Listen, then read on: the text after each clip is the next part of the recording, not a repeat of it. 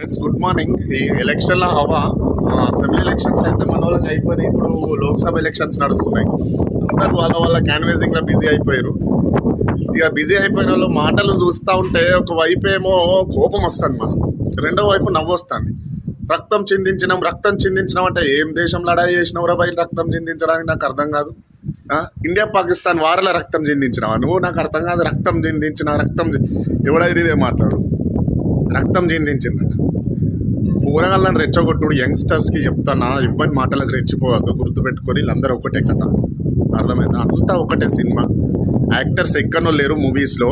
వీళ్ళు పెద్ద యాక్టర్స్ రక్తం చిందించిందట, లేకపోతే సిద్ధాంతాల కోసం పనిచేస్తారట, ఏమో వాళ్ళది ఇటుకునుడు, ఇది అంతా మందిని పిచ్చోళ్ళు చేయడానికి వీళ్ళు ఆడే డ్రామాలు ఇవి. అర్థమైందా? రక్తం చిందించిండ్రు అంటేనైతే ఇక్కడ రక్తం మరుగుతుంది. మరి ఎవరి కోసం రక్తం చిందించిండ్రు? వాళ్ళు 100 ఎకరాలు కొనుక్కోవడానికి రక్తాలు